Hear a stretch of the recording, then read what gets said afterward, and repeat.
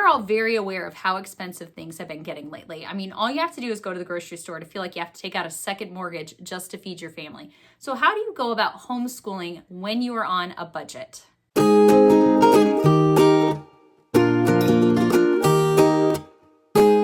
Hey guys, welcome back to my Practically Imperfect Life. Like many of you, our family has felt the strain that has come with the increased cost of everything, from clothes to food to gas to even our kids' sports and activities. And we have a particular budget that we need to stay within as a family. And with regards to homeschooling, it's no different. We have to set aside a certain amount that we know we're going to put towards resources and curriculum for our kids and figure out the best way to utilize our resources. So today's video is going to be the first of a 3-part video series where I'm going to be sharing tips on how to homeschool when you are on a budget.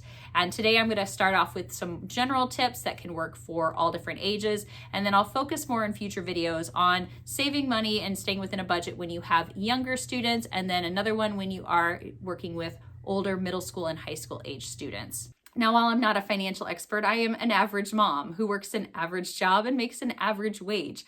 And so because of that, I have had to really think about how it is that we are spending our money with regards to our homeschool. So all of these tips that I'm sharing are things that I have actually tried to do or done in our homeschool to try to save us money where we can. So tip number 1 is to actually sit down and figure out what your budget for homeschool is going to be. That means write down an actual dollar amount. So many people get online and they're saying, how can I get this as cheap as possible? And how can I do this for a low cost? Or give me a curriculum that is great for those on a budget, but they don't actually say what their budget is. When you have an exact dollar amount that you need to stay under, it helps you to really start to prioritize things, to make decisions on what things you're willing to spend a little more on and what things you need to save back on. So sit down as a family or sit down with your spouse and figure out how much is it exactly you want to allocate towards your homeschool. And I mean like your homeschool in its entirety: curriculum, extracurriculars, co-ops, supplies, basic materials you might need like laptops, computers, printers. How much is it that you guys want to invest in your homeschool? And I also encourage you to really think of it as an important investment. If it's important enough to homeschool your kids, it should be important enough to allocate a certain amount of resources towards. Is it more important to you than going out and getting Starbucks? Is it more important than going out to dinner once a month? Is it more important than saving up for an elaborate vacation? And if the answer is yes to those questions, then you should be able to figure out a dollar amount that you want to put towards your homeschool. And then from there, you can start to figure out how it is you're going to put that money back towards it. Do you have a bonus check that comes once a year that you know is going to be dedicated to your homeschool? Is there a certain amount you need to put back monthly or per paycheck towards your homeschool? I'm a big fan of the envelope system. My grandparents got me into this when I was much younger, where they said, if you're going to pay for something, save back a little bit at a time, put it in an envelope, earmark what it's for, and then you know that you have that set aside. It's not to be touched for anything else. And I actually have envelopes over here on my shelf for things like a future car and our homeschool and my gardening projects and things like that. But it helps me to stay disciplined in putting that money aside. But go ahead and sit down and figure out what's your dollar amount that you need to stay under. Tip number 2 is to figure out which curriculum programs or curriculum companies you might be interested in for the upcoming school year as early as possible. That way you can start to monitor for good sales and good deals on those programs as they come about throughout the year. A lot of people wait until the summer to make their curriculum decisions, and then they're kind of rushing and buying things quickly before the school year starts, and things aren't always on sale. Whereas if you're monitoring for sales throughout the winter, spring, and summer months, a lot of times you'll find that different programs and different curriculum will go on sale at different times.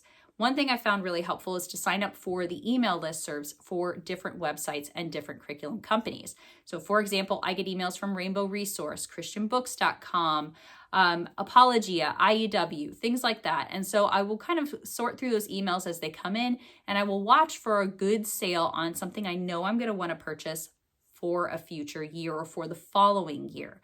Now, it's good because sometimes you'll see a sale pop up on, and this is just an example, Christian books might have a particular curriculum on sale for 25% off. And that's when I will go and I will start to look and see, okay, well, what's the price for it currently at Rainbow Resource, and what's the price for it over at the actual curriculum company's website?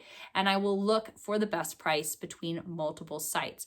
But I can monitor for that because I have a list already of kind of the things I know I'm going to want to have for the upcoming year. That's part of the reason why I released my curriculum choice videos for you guys so darn early in the spring. Tip number 3 is to figure out which courses or classes you feel like your student is going to need either online tutorials or distance learning type courses for. Typically, these are courses that you might not feel comfortable direct teaching to your student, or they might be ones where your student's not quite ready to do real true independent learning on that, where they're just reading about it and following the assignments. These courses tend to be the most expensive ones out there, and it really doesn't matter which company you go through. They're just more expensive because they're putting in that investment in terms of having teachers actually doing the classes online or creating tutorial videos, or they have additional online resources that you're going to be utilizing. So by figuring out which courses you absolutely have to have that for, you can figure out what the cost of that is going to be, and you can immediately deduct that from your overall budget. So in our family, we have had to do this. When my kids were in middle school, we tried one year purchasing a couple different distance learning courses for them through BJU, and they were expensive. It didn't matter that I was getting like a discount for purchasing, I think it was more than 5 at the time. It was still ridiculously expensive. And I realized we could not do this from year to year. And so the following year, we actually cut it down to just one distance learning course for each of them. And now we really only use online learning for our math courses. We do Sherman Math for both of my kids. And the reason we made that determination is because they were moving into higher levels of math. My son's in algebra with geometry. My daughter is in pre-calculus. And while I can help with that, I do not feel comfortable direct teaching those subjects to them. And I really feel like those were more complex than what they could kind of teach themselves just from reading the textbook. So that became a priority, and the cost of that course is deducted right off the bat from our overall budget for the year. Tip number 4 is to look for multi-purpose curriculum. That is curriculum that checks the box for multiple different classes or portions of a course, with you only having to buy one program. Now, there are lots of great examples out there, different programs that might cover history, Bible, and English, or literature and a science course, or reading and writing. And so you really do have to kind of look at the different ones and determine which ones are the best fit for your family. Just to give you a couple of examples from our experience. So my daughter is doing Excellence in Literature, which is a combination of literature study and writing all in one. So she's got different books that she's reading. She's getting a lot of background and resource information. It includes a lot of sites and articles she can read to help her get the context of different things. So that's doing the literature and like the reading comprehension. But then she's also doing different types and styles of writing assignments as a part of that course. And then the materials that come with it help me to grade the quality of her writing. So we were able to just purchase that one thing to cover all of those different components for her English courses in high school. Another great example would be the history courses that we have done through Guest Hollow. So these are courses that combine a lot of different things, videos and hands-on activities, and a lot of books. Books that are both fiction and nonfiction books. And the books that they select for this program are just so rich and so varied that it would be very easy to take those and count those as a literature component. So by purchasing that and following that curriculum, you could easily cover multiple subjects that way. But by looking for multi-purpose courses, or again, ones that you can help fit the boxes for different things, that is one great way to stay under budget. Tip number 5 is to avoid paying for printing and binding services if you can avoid it, and instead do it at home. One of the absolute best investments I ever made in our homeschool was to purchase an Epson EcoTank printer. So these are the ones where you empty in the ink bottles, they fill up, and then they will print thousands of pages. I'll tell you what, I print off so much stuff, both for our homeschool and for the other activities I'm involved with. And overall, it has saved me, hundreds of dollars easily in the years that I've had it. Was it an initial investment? Yes. But I think back to like when I first started homeschooling and I had a standard inkjet printer and I just kept going through cartridges like crazy. I tried the HP Instant Ink ones where it was like a subscription. You pay for so many pages per month, and then they will either roll over to the next month or charge you for additional ones you print. And I was always going over the limit. So I bit the bullet, bought the EcoTank printer. I could kick myself for not getting it way back at the beginning because I would have saved so much money. And it prints great high quality pages. And y'all know that there are lots of curriculums out there you can buy that have these beautiful PDF downloads with graphics and gorgeous pictures and neat worksheets, or even if you're just photocopying stuff for your kids to use, it adds up so quickly. So if we can save money on printing, this is a great way to do it. Now, the flip side of that is binding, and whether that's spiral binding or putting it into notebooks. The most inexpensive way is to simply hole punch it and put it in a 3-ring binder. If you have a workbook you need to print out, if you have a series of worksheets, or you just want to put together materials in one condensed space, 3-ring binders are a fabulously inexpensive way to do this. Plus, you can reuse those binders year after year.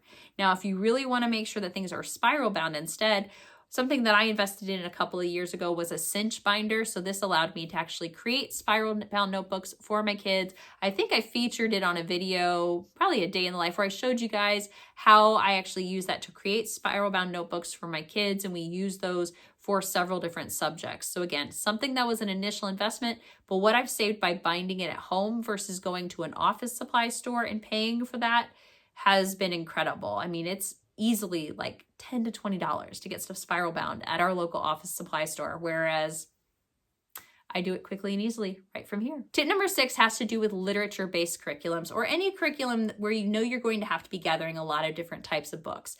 We do several different literature-based programs in our homeschool. And when you look at the book list, or just the suggested book list, it looks like a lot. And when you mentally start to add up what the cost of all those books would be, you might think, oh geez, there's like no way I could do a literature-based curriculum when I'm on a budget.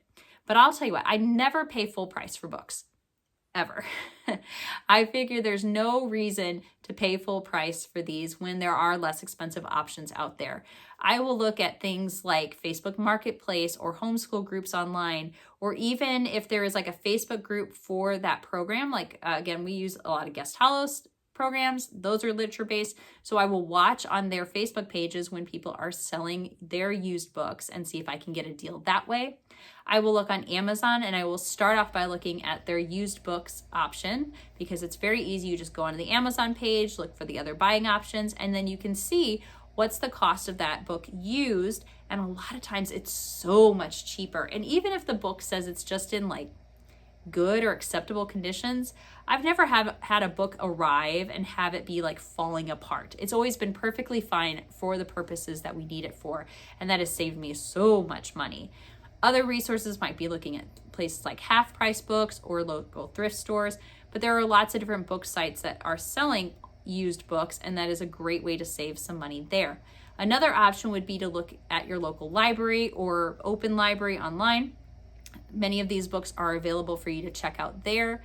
You can also look for a Kindle version of books. A lot of times the Kindle versions are so much cheaper than an actual physical copy. So if your student's okay with reading on a Kindle or on an iPad or on their computer or tablet, that is another way that you can get these books for much cheaper. So those are 6 initial tips on how to homeschool on a budget. As I mentioned at the beginning, this will be a part of a 3-part video series. And in future videos, I'll talk about how we homeschooled on a budget when our kids were younger and ways that we stay on budget as they moved through middle school and high school. If you enjoy these types of videos, don't forget to give it a thumbs up before you go. And as always, I appreciate you guys being here today. Consider subscribing so you can follow along through our homeschooling through high school journey. Happy homeschooling, everyone. See you in the next video.